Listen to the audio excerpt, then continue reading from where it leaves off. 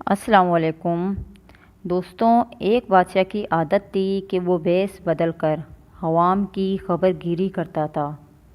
ایک دن اپنے وزیر کے ساتھ گزرتے ہوئے شہر کے ایک کنارے پر پہنچا تو دیکھا ایک آدمی گرا پڑا ہے۔ بادشاہ نے اسے ہلا کر دیکھا تو وہ مر چکا تھا۔ لوگ اس کے پاس سے گزر کر جا رہے تھے۔ بادشاہ نے لوگوں کو آواز دی، لیکن لوگ بادشاہ کو پہچان نہ سکے اور پوچھا کیا بات ہے؟ بادشاہ نے کہا اس کو کسی نے کیوں نہیں اٹھایا؟ لوگوں نے کہا یہ بہت برا اور گنہگار انسان ہے۔ بادشاہ نے کہا کیا یہ امت رسول نہیں؟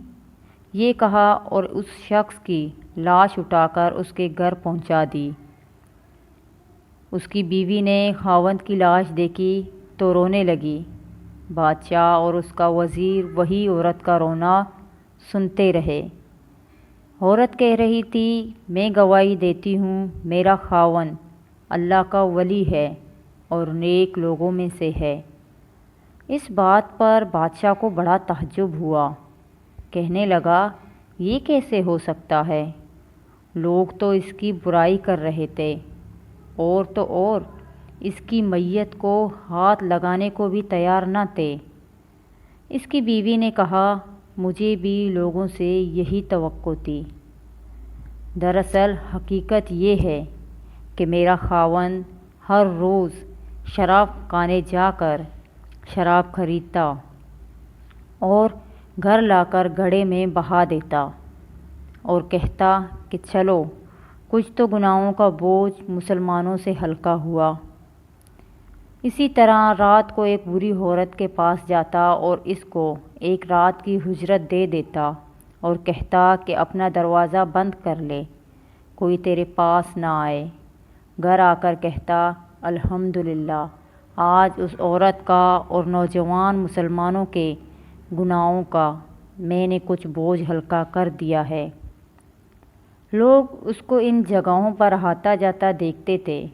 میں خاوند سے کہتی تھی کہ یاد رکھو جس دن تم مر گئے لوگ تمہیں نہ غسل دیں گے، نہ تمہاری نماز جنازہ پڑھائیں گے اور نہ تمہیں دفنائیں گے۔ تو وہ مسکراتے اور مجھ سے کہتے کہ گھبراؤ نہیں، تم دیکھو گی کہ میرا جنازہ وقت کا بادشاہ، علماء اور اولیاء پڑھیں گے۔ یہ سن کر بادشاہ رو پڑا اور کہنے لگا میں بادشاہ ہوں، کل ہم اس کو غسل دیں گے، ہم اس کی نماز جنازہ بھی پڑھائیں گے اور اس کی تدفین بھی ہم کروائیں گے۔